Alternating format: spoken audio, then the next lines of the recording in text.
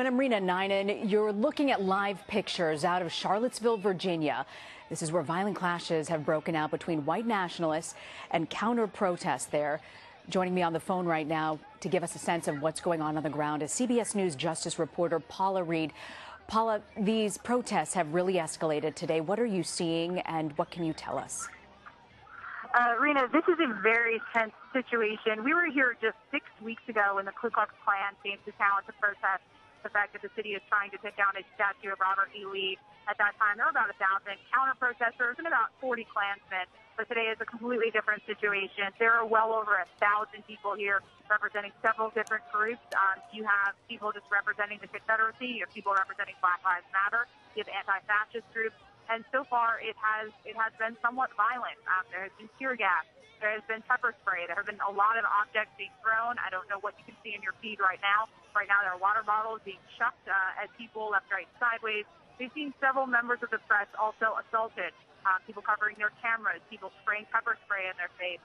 So it is a very tense situation in this usually very sleepy college town of Charlottesville, Virginia.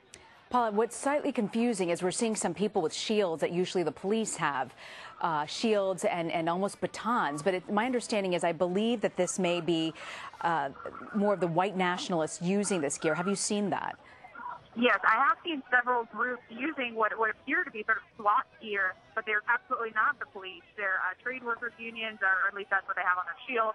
And you have some white nationalist groups that it's not the police that you're seeing with those white shields with the black duct tape across them. They also have helmets, again, things that kind of replicate police gear, but absolutely not being worn by the police. I will say that the police presence here is much lighter than it was for the KKK rally. It's not clear to me if that is by design. The National Guard is here. There's supposed to be a very heavy police presence. But telling you, standing in the middle of this, it's not a particularly safe situation for anyone. Paula, the police knew that this was going to happen today and that there was a chance this could get escalated. What were their plans? Have you heard anything more? Were there arrests been made yet? Yes, we spoke with the mayor earlier today. He said there was an extensive rollout of the National Guard, of state police. They had a plan. One problem is that the city did not want to have this in this particular location because it is a very congested location. It is hard for them to sort of set up the pens and alleyways that they would usually set up. I don't know if you can see this. There is some sort of gas or smoke being dispensed right now. Everyone is fleeing the scene. But again, this was not where they wanted to have this rally. I wonder if that's maybe some sort of tear gas that the police are dispensing. Is there a way of telling whether it's protesters dispensing that or police? Again, it appears all of the things that have been dispensed so far, I have seen dispensed by protesters. I have not actually seen the police dispense pepper spray or tear gas or any of it. It has all actually been by the protesters themselves. It's fascinating to hear you say that. It's not clear in this situation right now, we're sort of in the crowd, who is dispensing this.